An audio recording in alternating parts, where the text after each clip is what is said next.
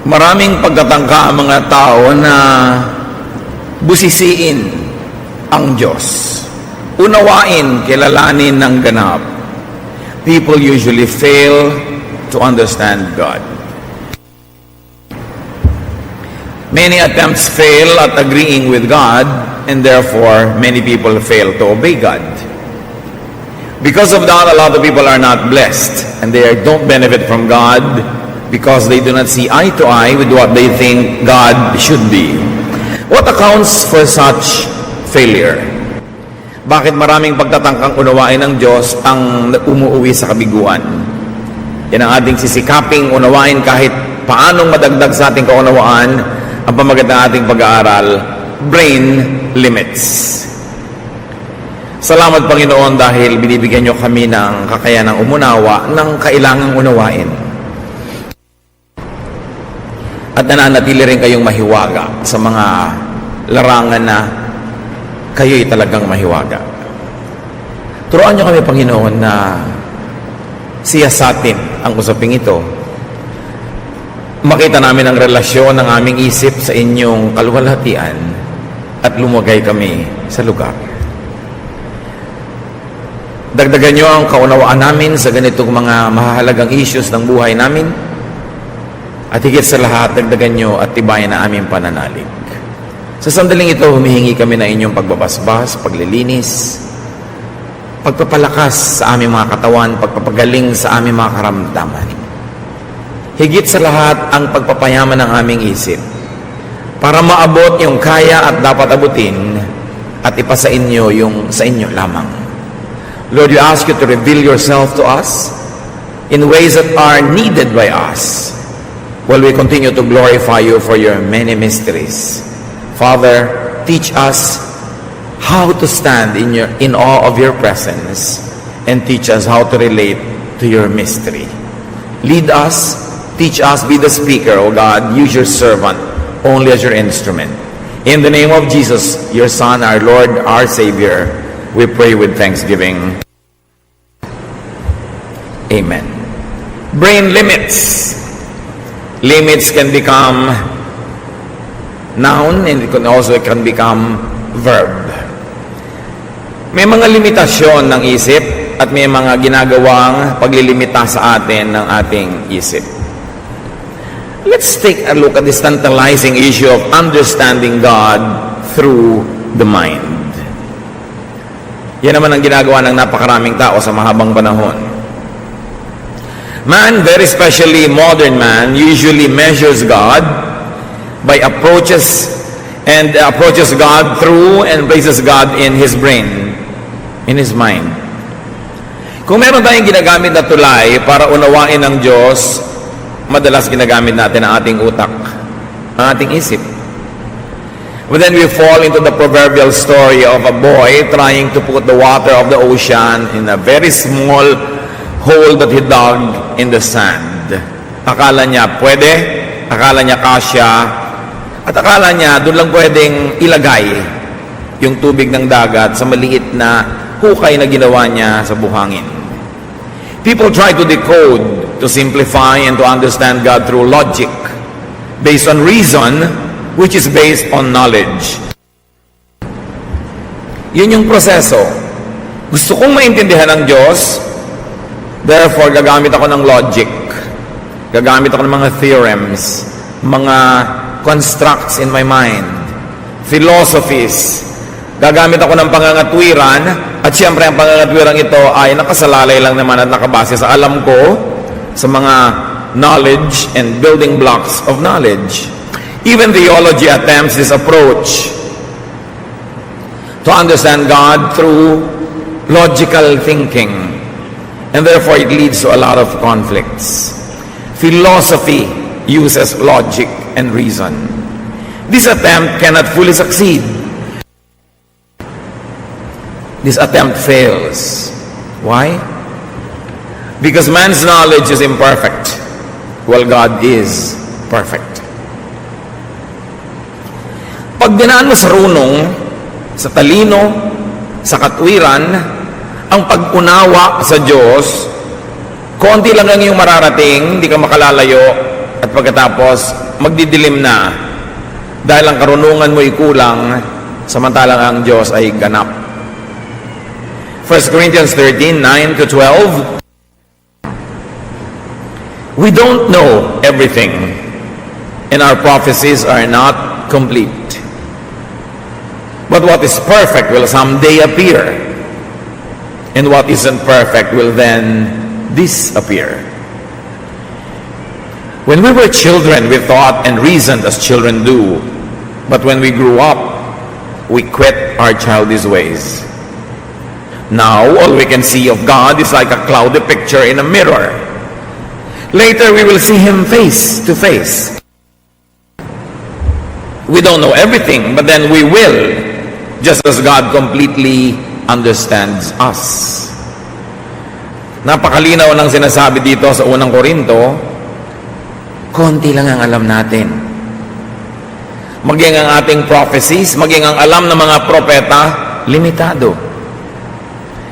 Pagdating ng panahon, mauunawa natin yung ganap, yung perfecto, yung Diyos, tulad ng kung paano niya tayo nauunawa ng ganap ngayon. But meanwhile, one way lang ang pag-unawa. Nauunawa tayong buong-buo ng Diyos, pero hindi natin siya ganap na naiintindihan. Kung paano tayo tumitingin sa isang salamin na mausok o malabo, at nakikita natin ang imahe ng gusto nating tingnan, ganun lang ang kaya nating makita tungkol sa Diyos. Pero ang mahalaga, kitang-kita niya tayo. Ang mahalaga, nauunawa at naiintindihan niya tayo. Para lang daw tayo mga batang isip bata, katwirang bata, pero pagdating ng araw, pagbabalik ng Panginoon at ibinunyag na ang mga himala at mga misteryo, doon pa lang tayo mag-aasal at mag-iisip na parang matanda. Man's knowledge is very limited, like that of a child's knowledge. Job 38. Nung maraming reklamo si Job sa Diyos, maraming tanong, ang buti-buti ko, bakit ako pinaparusahan? Wala naman akong ginawang masama, ba't ganito nangyayari sa buhay ko? I don't agree. From out of a storm, the Lord said to Job, why do you talk so much when you know so little? Now get ready to face me. Can you answer the questions I ask? How did I lay the foundation for the earth? Were you there? Doubtless you know who decided its length and width. What supports the foundation? Did you ever tell the sun to rise? And did it obey? Did it take hold of the earth and shake out the wicked like dust from a rug? Job, have you ever walked on the ocean floor? Have you seen the gate to the world of the dead? Can you arrange the stars in groups such as the Orion and the Pleiades? Do you control the stars and set in place the Big Dipper and the Little Dipper? Do you know the laws that govern the heavens? And can you make them rule the earth? Sabi ng Panginoon kay Job, marami kang reklamo, tanong ka ng tanong. Alam mo ba yung alam ko? Nagawa mo na ba yung ginawa ko noon pa? Kaya mo bang lusungin ang dagat at paglakad ka sa ocean floor? Kaya mo bang utusan ng mga bituin na ayusin ang mga sarili nila? Of course, the obvious answer is no. Therefore, your knowledge is too limited to even discuss with me, much less to question me. Sino ka? Ano ang alam mo? Para magreklamo at magsabi ko ano ang dapat at ano ang tama. So do not even attempt to second guess God. Why else will the enterprise to understand God through the mind fail? Because man's thoughts are not the same as God's thoughts. Hindi pareho mag-isip ang Diyos at tao. Pamisa-misan, magkamukha. Pero madalas, hindi. Paano mo hahanapin sa Diyos yung katwiran mo? Katwiran lang yun ng tao. Iba naman ang katwiran niya. Isaiah 55:8. the Lord says, my thoughts and my ways are not like yours. So to try to correspond with God, thought to thought, idea to idea, will fail. Why else will understanding God come short? Because God's standards are not the same as man's standards.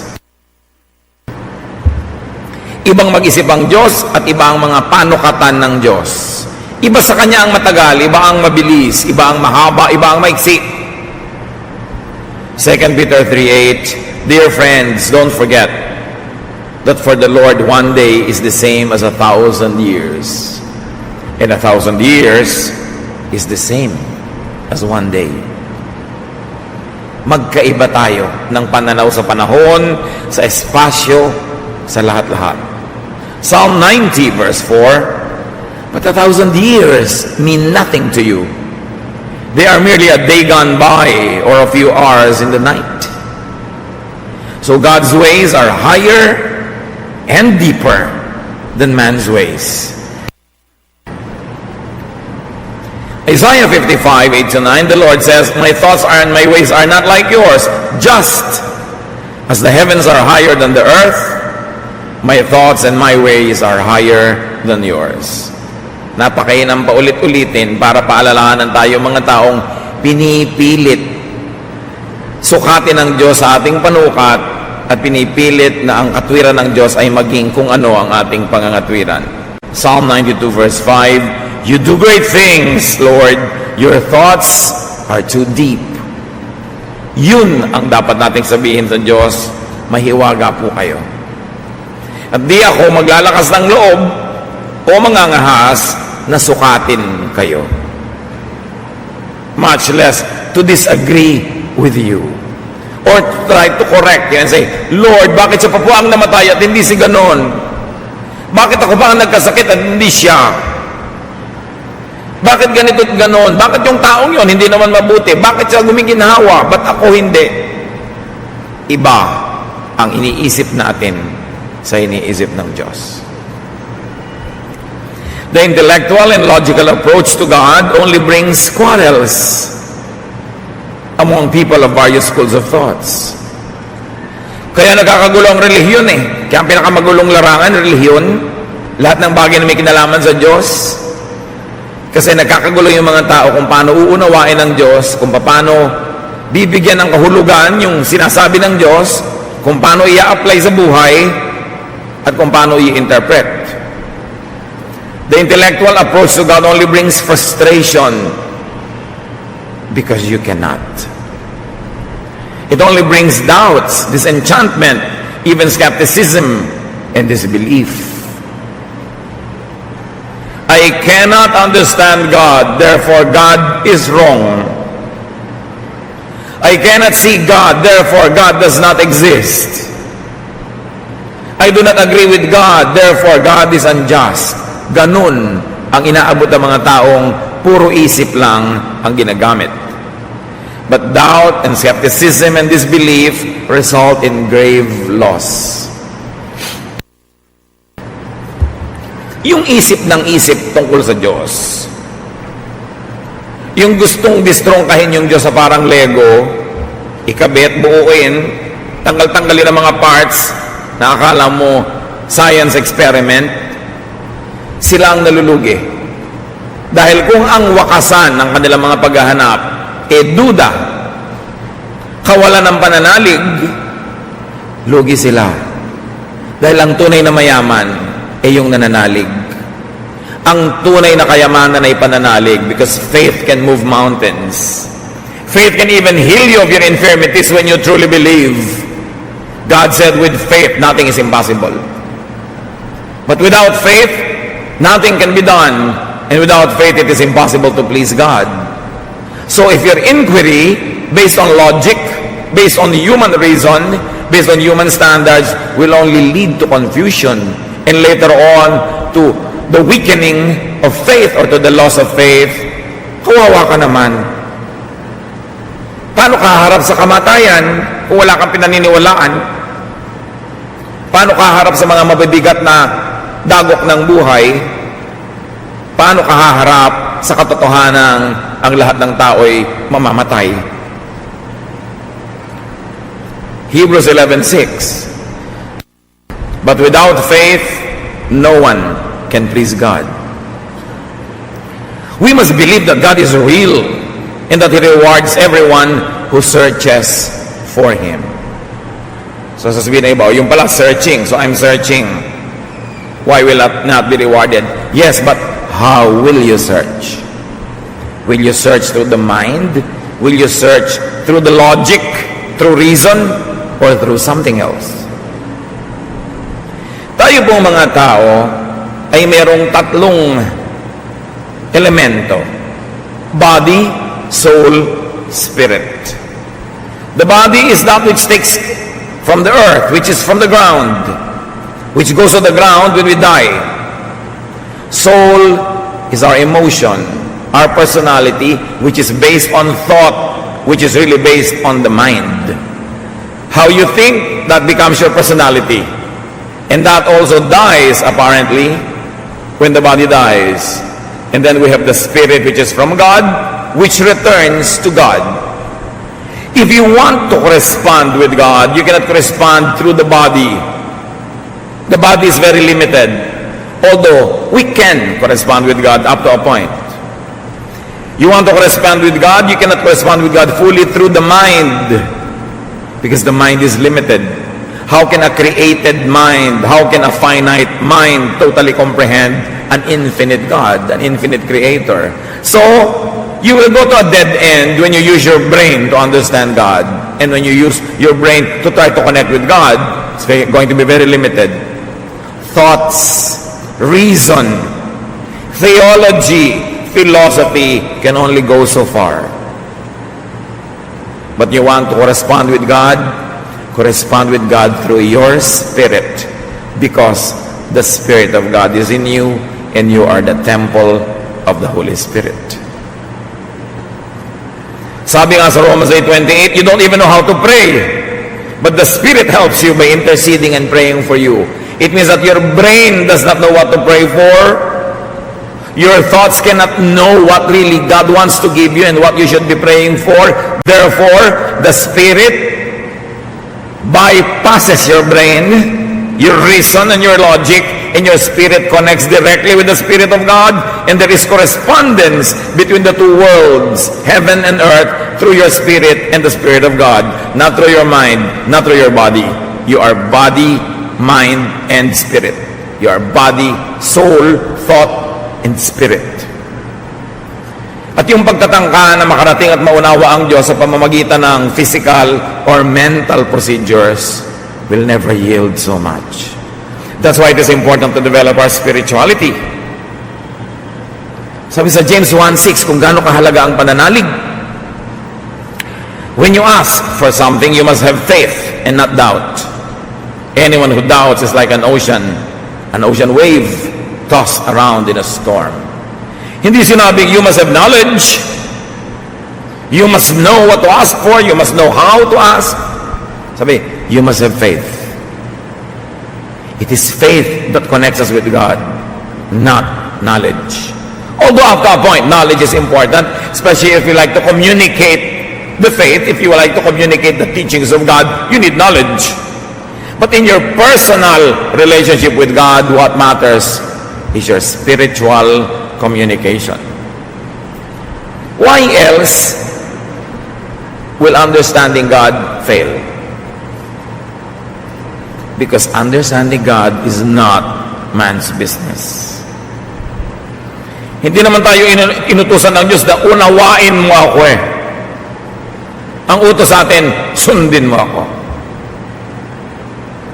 Para mga bata, may inuutos ang magulang, hindi naman nila laging nauunawa kasi bata sila. Mabuting sumunod na lang sila. Pagtanda nila, tsaka lang nila malalaman, ay tama pala si nanay, ay tama pala si tatay. How could a finite mind comprehend the infinite God? How could a created brain contain the Creator?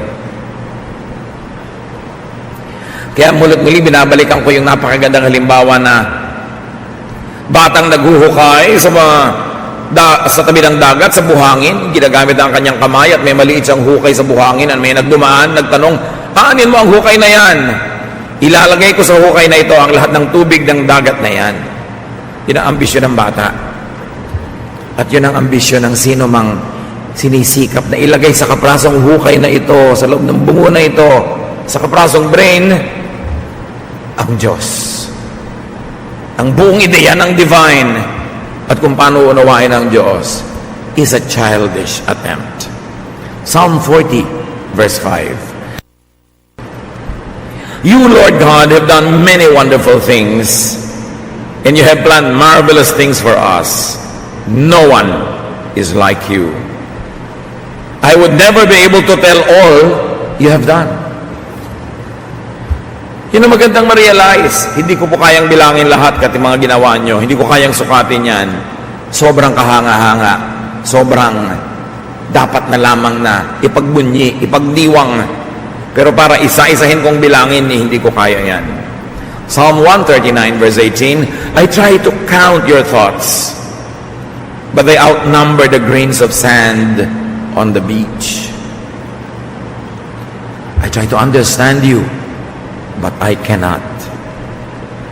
John 21, 21 to 22. When Peter saw the disciple, he asked Jesus, Lord, what about him?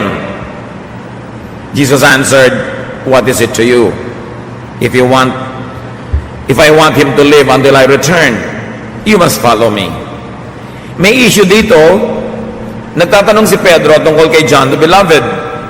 Siya, ano mangyayari sa kanya? Sabi ni Lord, ano ngayon sa'yo? Kung anong balak ko sa kanya.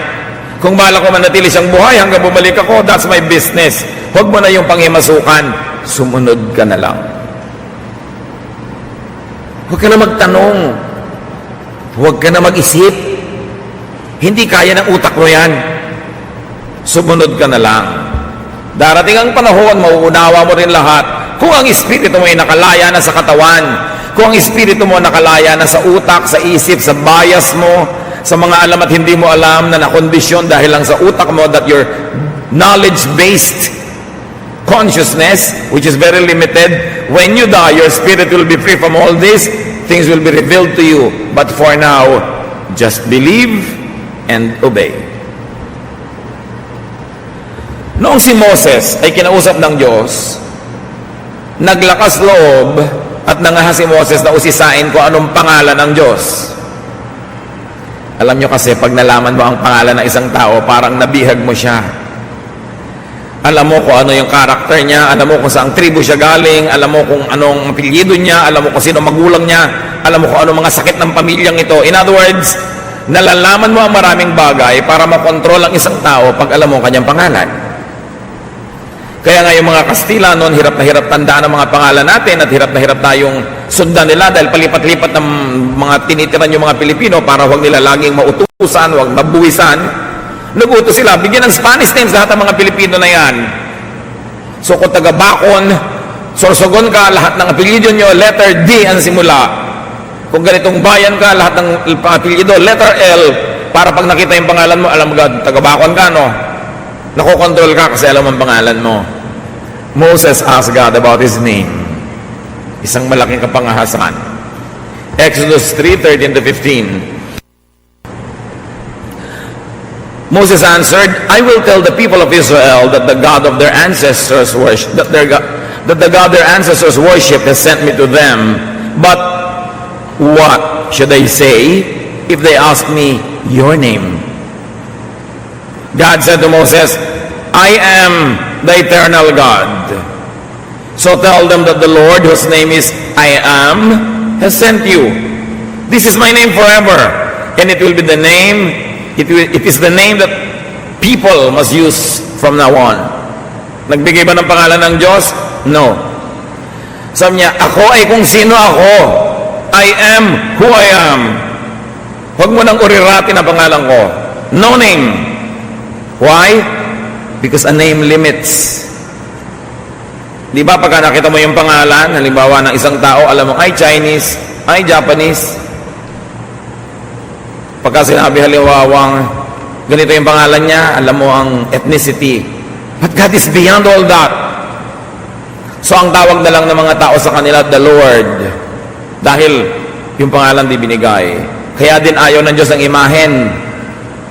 Pag binigyan mo siya ng imahen, pipili ka, black ba o white ang skin niya, kulot ba o straight ang buhok niya, matangos ba ang ilong o pango, malilimit.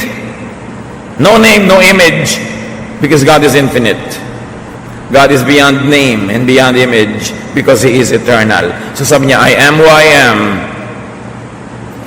Now, when you not only attempt to give God a name, but to put Him in a box, to explain Him through philosophy or theory or theology, you actually vulgarize God and you reduce God. Kaya mga theologians sa mga pinakamagugulong tao sa balat ng lupa, kasi pinipilit nilang hulihin sa exact words, sa exact shape, exact configuration, yung eternal and immeasurable God. Kaya hindi sila nagsasang-ayunan kung paano gagawin yun, dahil you can do it many ways. Kaya kahit pag binabasa mo yung scripture, ano ba dapat? Binyag ba na buhos, wisik, lubog? Actually, kung babasahin mo lahat yung verses, lahat yun pwede naman eh. Dahil magkakasya yung reading mo sa mga nakasulat. So, nagkakagulo-gulo ngayon yung mga relihiyon kung anong gagawing binyag, kung anong gagawing ganito at gagawing ganon, kasi sobrang ipinapako sa salita, ipinapako sa ideya, sa teorya, yung dapat sana'y lumulutang na malaalapa na katotohanan, ipinapako nila sa lupa at ginagawa nilang sobrang solid. Therefore, hindi rin tuloy maka-adjust. Acts 1:7, He said to them, it is not for you to know the times or dates that the Father has set by His own authority. O, gusto rin ng mga taong ipako ang Diyos kung kailan babalik si Jesus, kailan maggugunaw ang mundo, etc., etc. Sabi sa kanila, no, hindi yan para sa inyo malaman. Huwag niyo nang alamin yan. And yet, sa kabila ng malino na turo na to, marami pa rin naglalagay ng dates. Katigas-tigas ng ulo ng tao, gustong ipako yung Diyos na darating si Jesus sa ganitong araw, sa ganitong petsa. Pag hindi dumating, kasi hindi kayo naniwala, so hindi tuloy dumating. So kayo may kasalanan. Mga palusot. Kasi ipapako mo, hindi mangyayari. Di ano mangyayari sa'yo, napapahiya ka. Matthew 19:26, Jesus looked at them and said, with man this is impossible, but with God all things are possible. So what is Jesus saying? That man is gravely limited. Nung kinausap ng Panginoon si Nicodemo, sabi ni Lord sa kanya, you must be born again. John 3:9-10, how can this be? Nicodemus asked. You are Israel's teacher, Jesus said, and you do not understand these things. Kasi ang tanong nitong si Nicodemus, how? Mechanics, methods. Ano yan? Physics. Experiment. Na may methodology na kailangang ilagay sa manual. Sabi niya, paano mangyayari yun? Paano ako ipapanganak na muli? Ang tanda-tanda ko na. Sabi ni Lord, teacher ka ng Israel, ganyan ka mga tuwiran, hindi mo maintindihan. Iba naman ang pinag-uusapan natin. Pinipilit mo kasing ibaba yung discussion kung saan madali sa'yo na kontrolin yung data mo. Therefore, ang baba ng discussion natin, hindi tataas. But the thoughts of God are high. And you must transcend that which is physical, that which is even logical. Kahit si Mary, sinabihan, magdadalang tao ka. Luke 1:34-39, how will this be? Mary asked the angel, since I am a virgin. Again, she's talking about method. Paano ka magdadalang tao? Wala naman akong karanasan kahit kaninong lalaki. The angel answered, the Holy Spirit will come on you, and the power of the Most High will overshadow you. In other words, this is above you. Hindi mo na ito maiintindihan. Lumuhod ka na lang dyan, mangyayari yun. Override yourself. Override your reason. Override your intelligence. Override your knowledge. Because we are talking about eternal things that cannot be measured. At ang napakalinaw na conclusion ng 2 Corinthians 5:7, for we live by faith, not by sight. Sight, senses, reason, knowledge. Sabi, hindi tayo nabubuhay sa pamamagitan ng mga nakikita at nauunawa, na mga naririnig, nade-decode, not by reason, not by the mind, but by the Spirit. Ang kailangan nag-ooperate yung Spiritong nasa atin, hindi yung brain. Because the brain is so gravely limited. Although the brain is a very wonderful machine by itself, but it has great limits. 1 Thessalonians 5:23 talks about people having spirit, soul, and body. So, ang gagamitin natin sa pakikipag-ugnayan sa Diyos, yung spirit, hindi yung soul, hindi yung mind, hindi yung knowledge. Dahil gugulo ang usapan. Kailangan parehong frequency. Therefore, do not always strive to understand God. Mapapagod ka lang. Unawain mo na lang yung konti na kailangan mong maunawa sa iyong daily activities. Pero huwag mo nang unawain kung bakit tinawag si David na God after man, a man after God's own heart, samantalang may mga kasalanan. Hindi mo na malalaman kahit kailan yun. Hindi mo na maiintindihan kung bakit ganito at bakit ganon. Hindi naman kasi ipinapaliwanag. Yung hindi ipinapaliwanag, hangaan mo na lang para tahimik ang buhay. Hindi natin sinasabi, huwag na tayo mag-isip, mag-aral at gumamit ng utak. Merong saysay yan, pero hindi sa mga bagay na espiritual. Konti lang ang saysay niyan para magka-discipline ka lang how to think, how to make conclusions. And your conclusion is, I cannot think about this because this is beyond me. Just hear, believe in, and obey God. Alam niyo yung walang alam at yung maraming alam na mali, pareho lang yung mangmang, napagod pa yung marunong. Don't over-theologize only to have to over-apologize. At ito po kung minsan, ang kalabisan ng mga seminaryo, mga religious schools, tinitheologize ang Diyos. Sobrang kinakahon, sobrang inuunawa. Pinag-uusapan pa kung gaano kahaba ang balbas ng Diyos Ama. Paano ba nag-uusap ang Diyos Ama at Diyos Anak? Paano uupo sa kaliwa at sa kanan? Paano naging kalapati ang Espiritu Santo? All of these are realms of thought. But these are symbolisms to make us understand. Sabi sa Bible, I speak in human terms only because of your natural limitation. God cannot speak to us at His level because we are humans. Therefore, God uses human language, human poetry, human symbolisms to give us a clue of what He wants and what He wants to communicate. But you cannot nail down every thought to what is at the level of the mind. Ang sobrang gumagamit ng logic, nakukulong, nasusukol. Kaya yung sobrang nagtiteologize tungkol sa Diyos, may iba pang subject, apologetics. Kasi lahat ng hindi maipaliwanag at gumulo ng gumulo dahil sinikap nilang ipako sa utak ng tao, meron ngayong mga hindi maintindihan, may mga loose ends, may magulo, may iba pang subject, apologetics. Para pagtakpan lahat yung kaguluhan na yon. Hindi naman sana magulo kung hindi mo inuurirat. Hayaan mo na lang na nandun, di mo naman kailangan sa buhay mo na maintindihan lahat yun. That's why a full-blown science and art of apologetics had to be invented by the Bible schools. So do not over-rationalize. Yung mga if P, then Q, na Lord, bakit po ako nagdasal? Namatay yung pinagdasal ko. Ba't po siya hindi nagdasal, hindi siya namatay? Yan yung mga if P, then Q.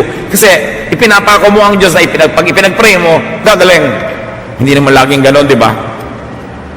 Meron mong tatanong, ito po ako magpe-pray kung hindi rin lang laging gagaling. Sabi, mag-pray ka eh. Again, you use your logic to confuse yourself. Hindi maaaring bihagi ng isip ang Espiritu ng Diyos. Kaya kahit kailan hindi ako papato sa mga debate, may imbitasyon, debate, magbabakbakan yung mga pastor, mga theologian, mga leader ng iba-ibang relihiyon para panoorin ng kung sino-sinong naaaliw sa kanilang mga bakbakan, pero wala rin namang mararating yun eh, kasi wala rin namang papayag na manalo yung isa. Pinagtatalo-talunan kasi pinipilit bihagi ng isip. Therefore, ang tingin ko sa Josh Green, Sabi ni iba, hindi, blue ang nakita ko. Yung iba, hindi, orange. Mag-aaway-away kayo ngayon. Yung pala, rainbow naman yung Diyos, no? Lahat kasya. Pinipilit kasing pag-awayan ng mga hindi naman dapat. The brain is too limited. Words, ideas, constructs are too limited. Kaya I speak in human terms because of your natural limitation. Si Paul sa Acts 17:23-24, I was going through your city and looking at the things you worship. I found an altar with the words, to an unknown God. You worship this God, but you don't really know Him. So I want to tell you about Him. This God made the world and everything in it. He is Lord of heaven and earth, and He doesn't live in temples built by human hands. Maraming mga nagbabasa ngayon ito, minamasama nila yung mga Greeks na meron silang to an unknown God, meron silang dambana to an unknown God.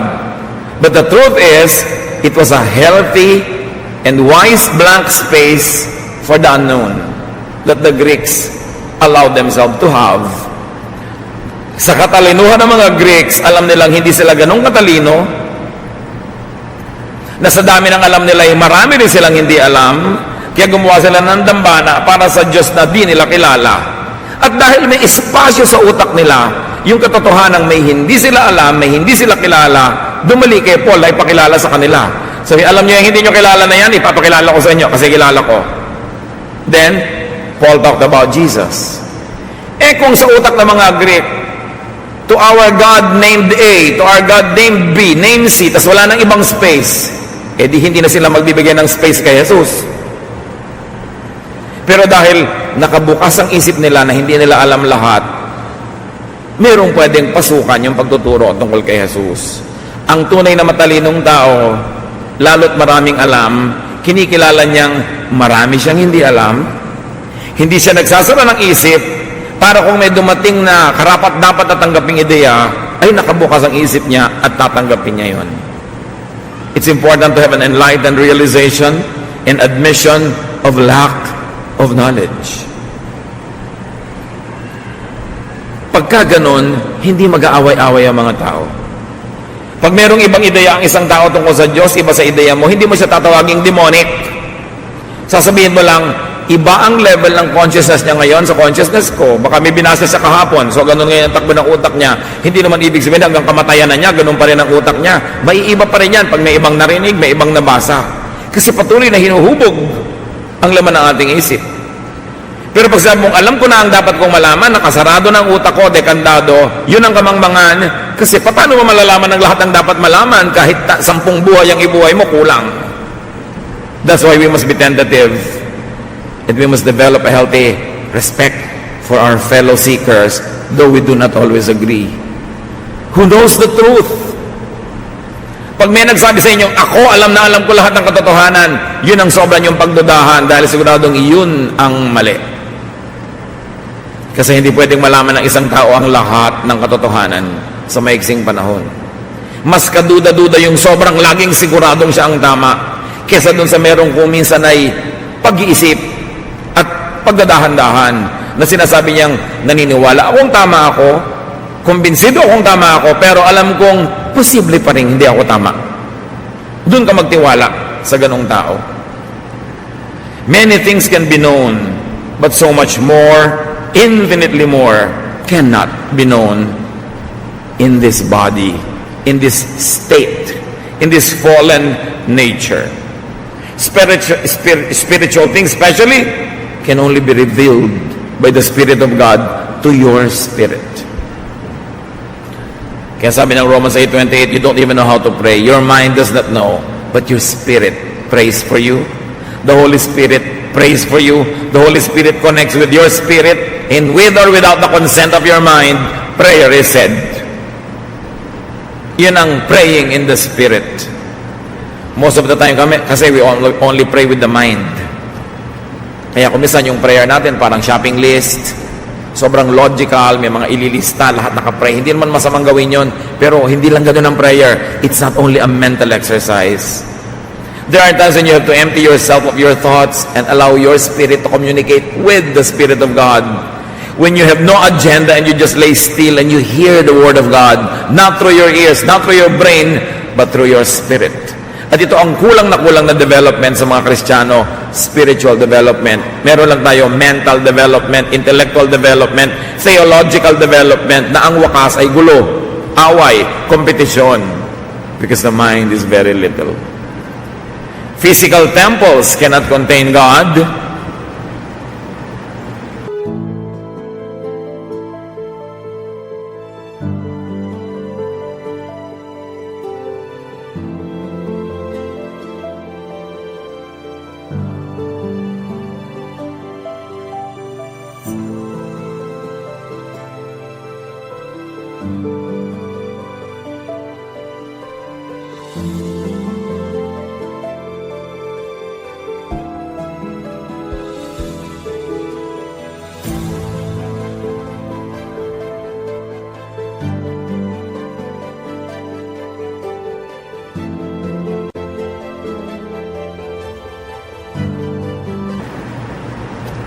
Neither can the brain, which is another physical temple, contain God.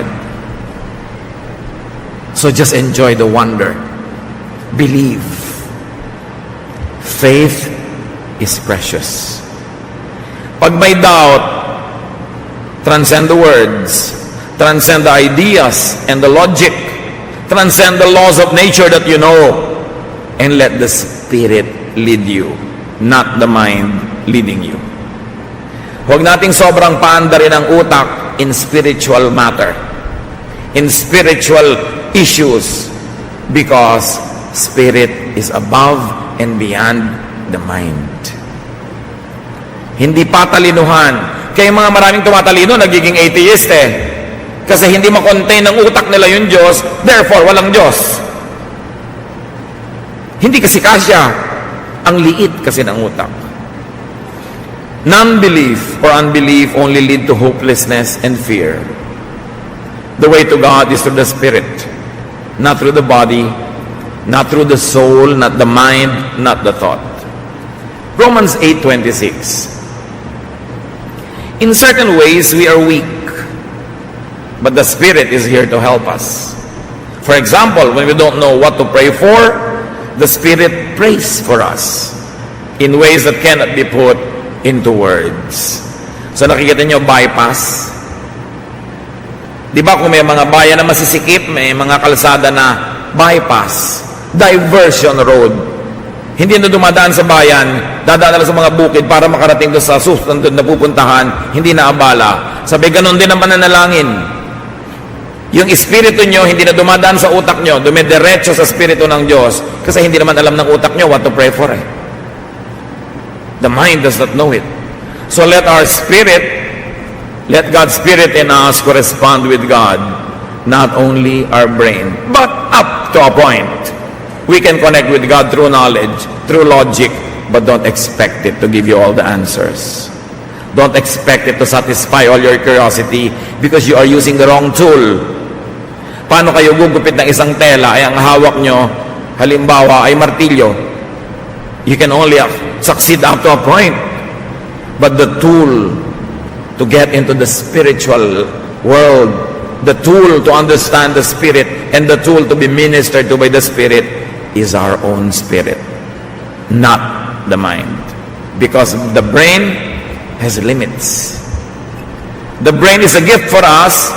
Gamitin natin para matuto tayo kung paano gumawa ng bukayo, paano magmina ng ginto, paano gumawa ng tulay, pero hindi yan ginagamit para unawain ng Diyos.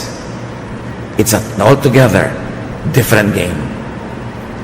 Develop your spiritual correspondence with God beyond the brain, despite the brain, and therefore transcend the doubts and the questions and move on in faith so that what God has in store for us can happen, and we will develop not only our faith in God but also our faith in humanity, in other people inhabited by the Spirit of God.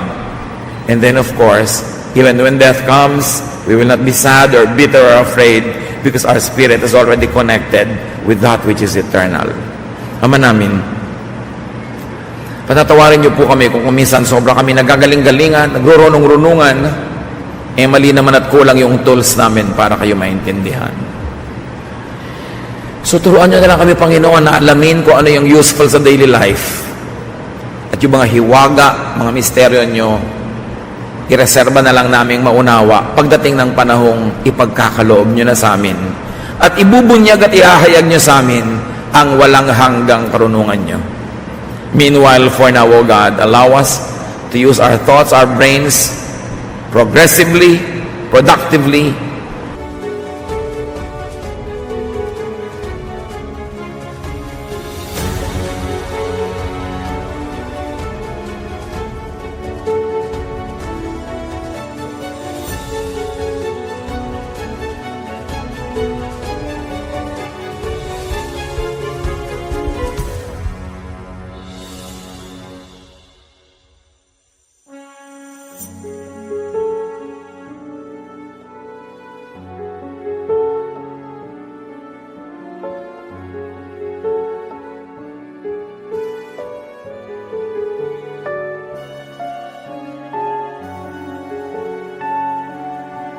and even in a spiritual way, that our body, our thought, our mind will become your servants. Teach us to know you beyond thought, but through our spiritual experience. Pagbulay-bulayan natin, mga kapatid, na ilang sandali pa, tingin natin sa Panginoon yung kanyang personal na paghipo sa atin. Para kung ano man ang mga tanong natin nagpapagulo lang, ay maiwan na natin sa isang tabi at ipagpatuloy natin ang paglago ng ating espiritu.